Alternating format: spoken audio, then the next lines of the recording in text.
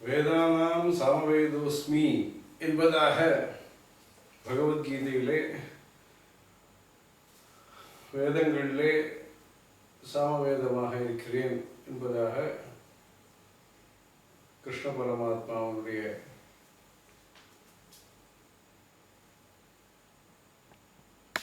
வாக்கியம். சாமகான பிரியா என்பதாக சஹஸ்ரநாமத்திலே, லலிதா சஹஸ்ரநாமத்திலே சாமப்பிரியாய நமக, சாமகோஷ பிரியாய நமக என்பதாக பல்வேறு தேவதா ஸ்தோத்திரங்களிலே, அர்ச்சனைகளிலே இந்த சாமவேதத்தோடு சிறப்பானது, சாமவேத சிறப்பானது சொல்லப்பட்டிருக்கிறது.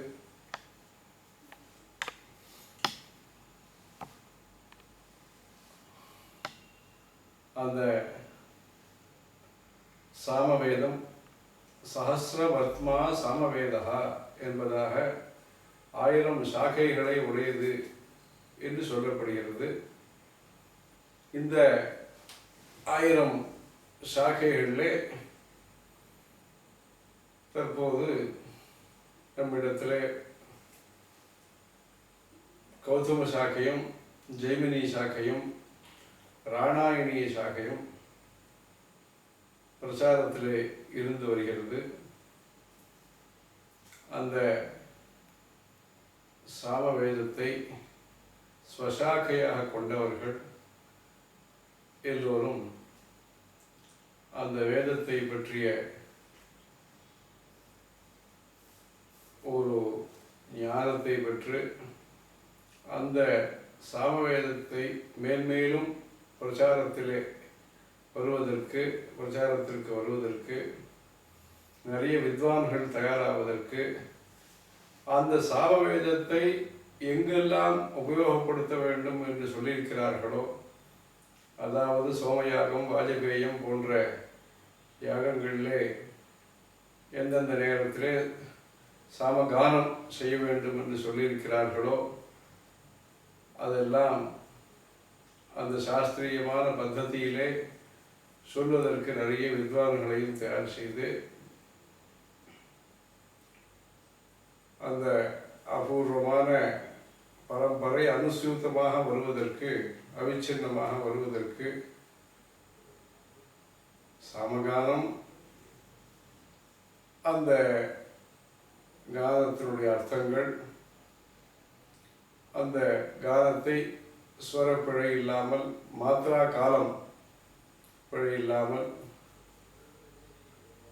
மாத்ரா காலம் என்பதும் உச்சாரணத்திலே முக்கியமானது. இப்படி அதற்கென்று பிராதிசாக்கியம் எல்லாம் இருக்கிறது, எப்படி உச்சாரணம் செய்ய வேண்டும் என்று சொல்வதற்காக இந்த வேத மந்திரங்களை காமியமான நம்முடைய பிரார்த்தனைகள் என்ன இருக்கிறதோ அது நிறைவேறுவதற்கு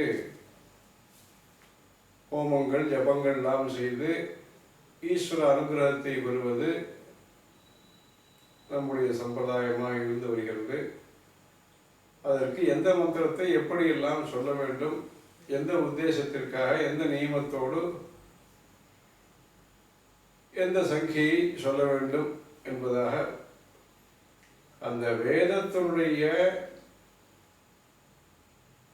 லௌகிக ஆத்தியாத்மிக பலன்கள், ஆத்தியாத்மிகம் ஞானம் போன்ற பலன்கள், லௌகிகம் ஆரோக்கியம், ஐஸ்வர்யம், வித்யாபிவிருத்தி, ஐக்கமத்தியம், சௌமனஸ்யம், இப்படியெல்லாம் பல்வேறு பலன்களுக்காக இந்தந்த மந்திரத்தை இப்படியெல்லாம் இத்தனை ஆவர்த்தி இந்த திரவியத்தை கொண்டு செய்ய வேண்டும் என்பதாக என்ன ஒரு பாரம்பரியம் இருக்கிறதோ, இந்த பாரம்பரியத்தை எல்லாம் மேன்மேலும் அந்த சாமவேதத்தை ஸ்வசாக்கையாக கொண்டவர்கள் மத்தியிலே பிரச்சாரம் செய்ய வேண்டும் என்பதற்காக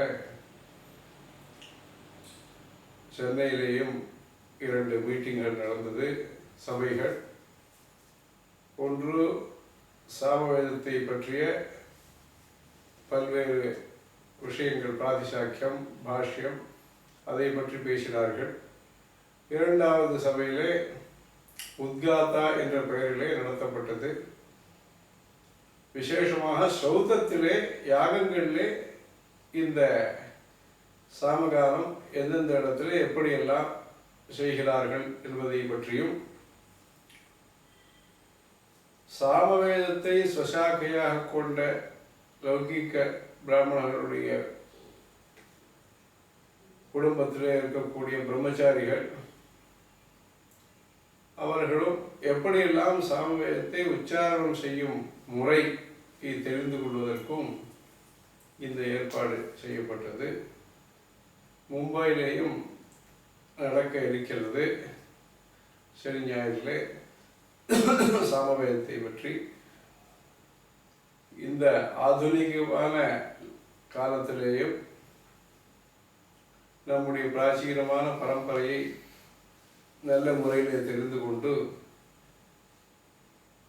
அதன் மூலம் ஈஸ்வரனை ஆராதித்து அந்த ஈஸ்வர அனுகிரகம் பெறுவதற்காக இந்த முயற்சி.